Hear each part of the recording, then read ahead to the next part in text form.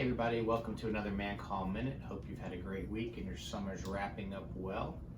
So a lot of questions this week, particularly about breast surgery, augmentation, different aspects of it. So I thought I would touch on one of those. And this is something I spend a fair amount of time with in my consults, is whether we want the implant to be above or below the muscle.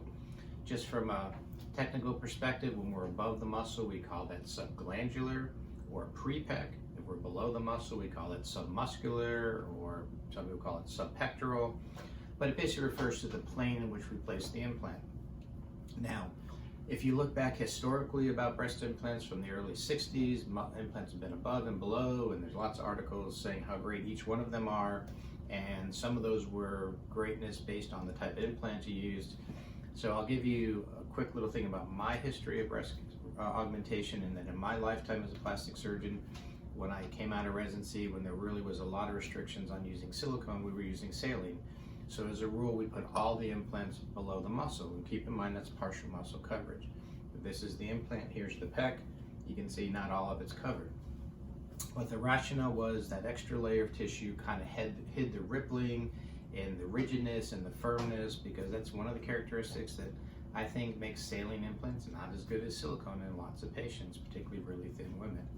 So for those type of implants in saline, I almost always put them below the muscle.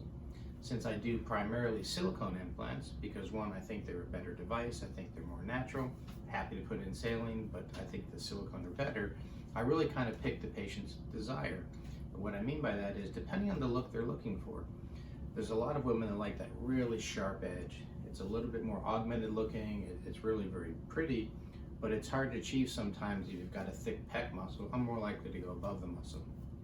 If I have someone who says to me, I want a more natural look, then those typically going to be partially under the muscle, because you get a little more gentle transition from the upper chest into the breast. So as a rule, that natural look's going to be below the muscle.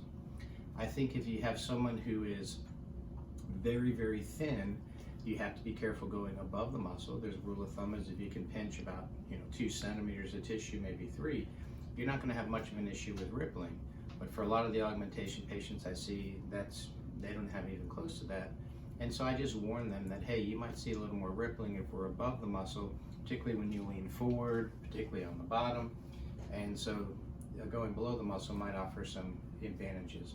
We can sometimes compensate with a little more cohesive implant as far as reducing rippling risks, but those are all the considerations. And when I say one of kind of the final things that I put into the mix for folks when it comes to deciding above or below the muscle is, really how big an implant are we putting in?